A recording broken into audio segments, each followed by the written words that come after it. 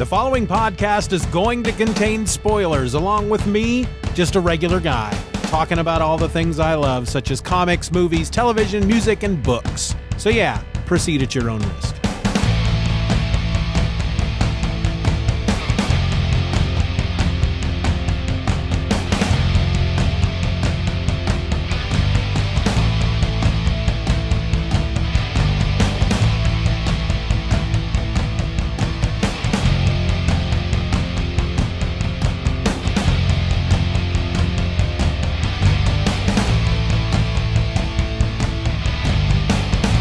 Welcome to another episode of Just Another Fanboy. I'm your host, Steven. What is up?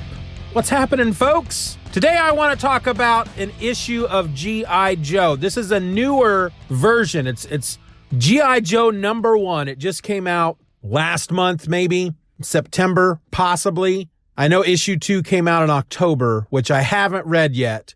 I saw issue 2 pop up in my new releases, and I remember hearing about this book, so I thought I'd give issue #1 a chance, and so I did. This was written by Paul Allor with art by Evenhuis, and this is a different kind of G.I. Joe. This is, like I said, issue #1.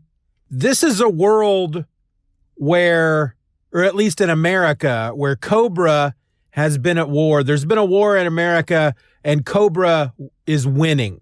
And G.I. Joe really is, they don't really use the name G.I. Joe at all in issue #1, but they're more of a resistance force.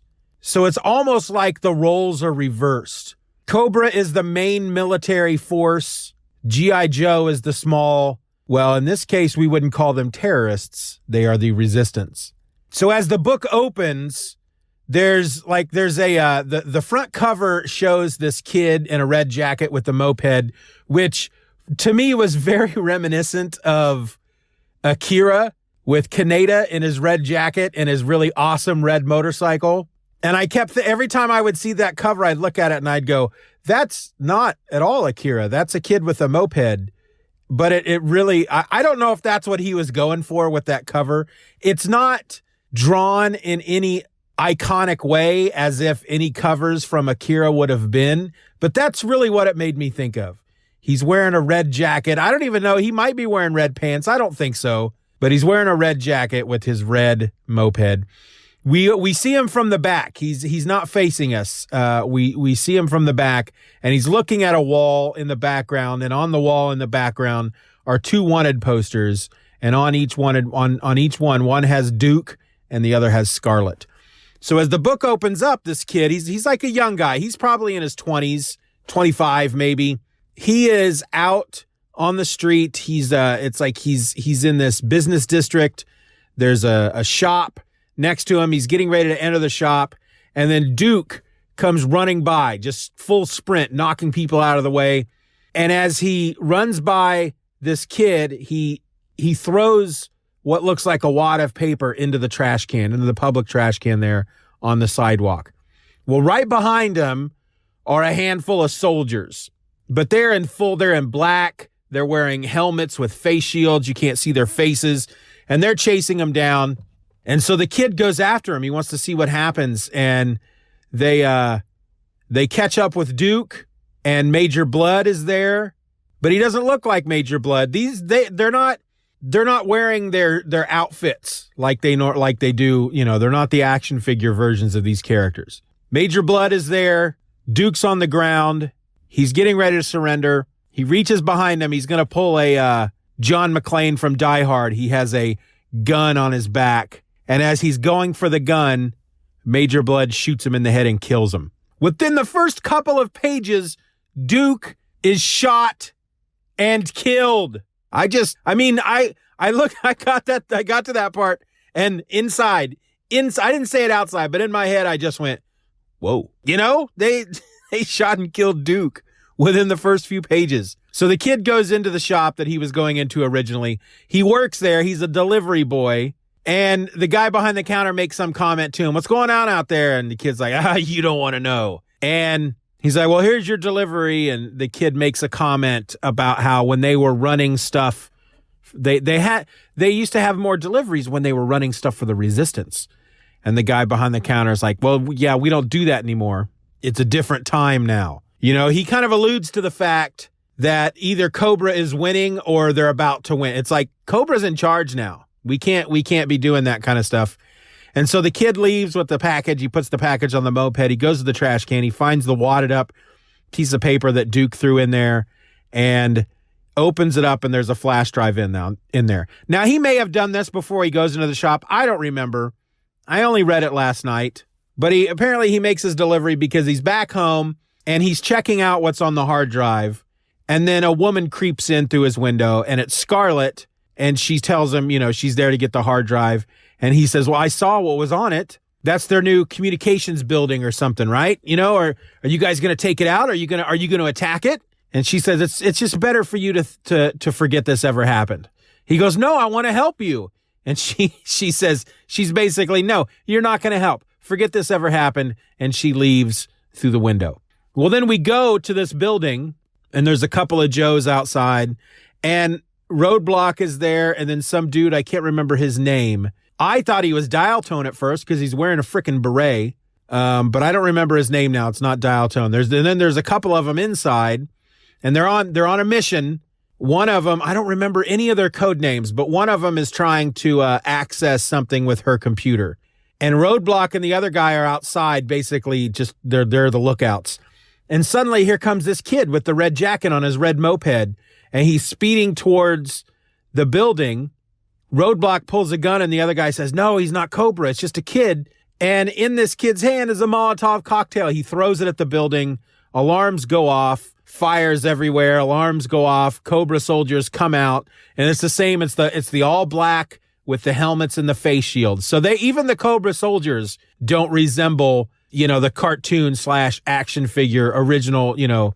When I say original, of course, we're talking about the 80s. We're not talking about the original G.I. Joe. And at one point, Roadblock is wrestling around on the ground with one of these soldiers, and he shoots the soldier and dies. And Roadblock he's just aghast. I killed somebody. So this is obviously his first firefight. Well, the two that are inside, they have to come out. They can't finish their mission. They take the kid with them, and they're like, you're going to have to come with us, dude. And the kid's like, yeah, I get to join up. And they punch him in his face and knock him out. So he wakes up, and he's tied to a chair. He's got a blindfold on. Scarlett comes up behind him, and she calls him Tiger. And instantly he recognizes her voice, and it's you. Great. Come on, what are you doing here? And she pulls the blindfold off, and she tells him that he did a really dumb thing. And as she's talking to him, if I can remember correctly, you see Roadblock like watching it through glass, and he's talking to the other guy, and he's really upset because this kid blew their mission. They could be listening to the communications. I don't remember how. Maybe somebody was talking to Scarlett before she went in to talk to the kid. I don't remember. But ultimately, they were there to tap into Cobra's communications and then be able to surveil them and get all this information. But because this kid decided he wanted to become part of the revolution. He wanted to do something. I believe there is at one point before he does this, he tells Scarlett something like, or maybe it's after she leaves. He says, nobody's doing anything anymore. It's like we've all just lain down and just accepted this thing that's happening, and nobody's doing anything anymore. And he tells Scarlett when she's there, again, I don't remember I think it's when she's there at his apartment, that he wants to join. He wants to be a part of it, that his boyfriend was massacred at some battle. He mentions a city, I believe, and it's obviously something that strikes a chord. Everybody remembers what happened at this city and this major battle. Kind of like he would say, he was at Gettysburg. He was there. He never made it out. And his parents, I think, were there as well. So his parents are dead. His boyfriend's dead. Nobody that he cares for is left alive. He wants to do something. And she basically tells him no. But now he's in. And she basically okay, well, we got no choice now. You're part of us. And he goes, great, my name is, and she stops him and she says, no names. From now on, your name is Tiger, which I think is kind of weird. I don't know. But she starts kind of introducing him around when General Flagg shows up. Now, he's like one of the few, it was Stalker that she was talking to. Stalker was telling her, I can't believe this kid. He ruined the entire mission, So there are a couple of military folks within the resistance. Duke was one. Scarlet, they hint at she's one. Stalker, they hint at she's one. And then there's General Flagg. But most of them are civilians that they have recruited to be a part of the resistance. And now they've brought this kid in. Well, General Flagg comes in and he is very upset, and he gives an announcement that he doesn't want to give. And that's, he is still part of the American military. And he basically tells them, we've been given orders to stand down. And everybody says, is the war over? Did we win? And Flagg says, no, we surrendered. And that's how it ends. Issue number 1 ends. Cobra has now won. They are in control. And so the premise of the book then is, instead of G.I. Joe being a covert military team that defends America against this terrorist group known as Cobra, or I guess they defend the world. G.I. Joe is the code name of the American Special Mission Force. Gosh, man, I used to watch. Why can't I remember that? G.I. Joe is the code name of America's Special Mission Force. Its purpose to defend freedom against Cobra, a ruthless terrorist organization determined to rule the world. I know I got some of that wrong. Don't at me. What does that mean? Anyway, so instead of that, now we have Cobra. We have a world where Cobra is in charge. And we don't know if it's just America. We don't know if they've taken over the world. We don't know at this point. Well, I'm assuming it's only America, but it may be the world. It's possible. One of the dudes, the guy with the beret, is like a freedom fighter from the Middle East, but he's come to America and he's a student teacher. So it's not like I don't know. I believe at this point it's just America. I'm sure we'll learn as we read more issues. And then G.I. Joe is a small resistance force made up of mostly civilians. I like it. I think it's a very interesting concept. And the art took a minute for me. The art style is kind of, I don't know how to describe it. It's like, I don't know if you've watched Star Wars Resistance. I think that's the name of it, the cartoon that's currently going on right now. I haven't watched it yet. I've seen screenshots on websites where they're taught, like, the new episode of Star Wars Resistance is out. And I look at the screen. When I first saw, I think I watched a trailer, but I was not into that art style at all. And that's kind of what this guy's art style reminds me of a slight bit. Like really thick black lines, kind of very clean, animated. I don't really know how to describe it, but it reminds me of the Star Wars Resistance show. And I will say that the more I'm seeing, the more screenshots I'm seeing of Star Wars Resistance, the more I'm really starting to like the art. It's like it had to win me over. And I think that this guy's art kind of did the same. Because I know the first time I read about G.I. Joe #1, and I thought, this is a really interesting concept. And I looked at preview art, I just said, that's not for me. So when I saw issue #2 had been released, and I thought to myself, I remember reading about this. Wasn't this something that you wanted to check out, big boy? I call myself big boy. And so I looked at the preview art in Comixology, and I went, oh, it's this one. And you got like 3 pages, and I was looking through the 3 pages, and I thought, well, I don't know, this is kind of appealing. So then I went back and looked at issue 1, and I looked at those preview pages, and I thought, I think I could get into this art. And issue #1 was cheaper than issue #2. So I just told myself, buy issue #1, read it. If you like it, then get issue #2, and then we'll go from there. And I read issue #1. I enjoyed it. The art grew on me really quick. Really enjoyed the art. And I think it's a really, really interesting concept that I'm really looking forward to exploring each and every month until I can't afford it, and then I'll stop. I grew up on G.I. Joe. My first comic book, the first comic book that I purchased, and when I say I purchased, I mean my father purchased for me because I was too young. I didn't have a job.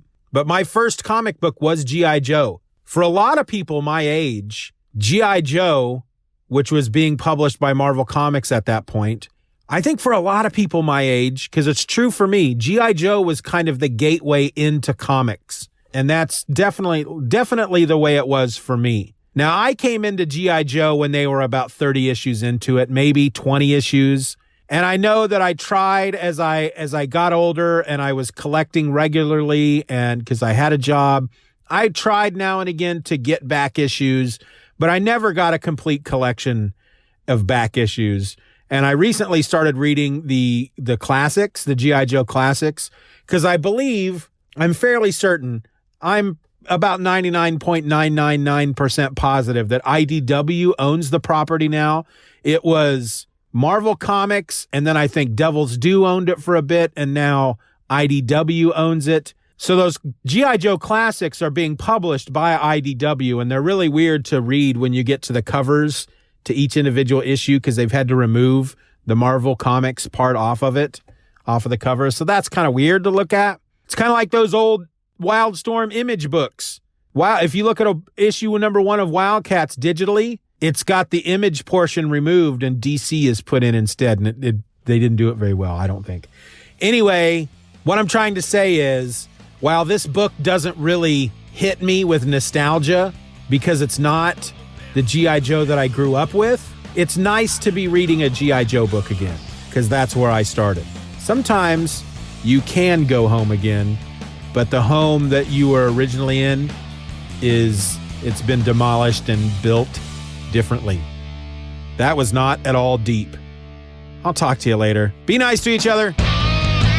Just Another Fanboy is a presentation of the Stephen or Else podcast. Questions and comments can be directed to feedback@stephenorelse.com. You can support the show for as little as $1 a month at patreon.com/StephenROr and get instant access to the My Other podcast, a weekly show about whatever crawls its way into my tiny little mind just moments before I tap record. You can find me on the World Wide Web at stephenorelse.com or find me on Twitter and Instagram by searching for @StephenOrElse. I also encourage you to subscribe to the show, leave us a 5-star review, and share this episode with a friend. Just Another Fanboy is a proud member of the Comics Podcast Network. You can find that over at comicspodcasts.com. All links will be in the show notes.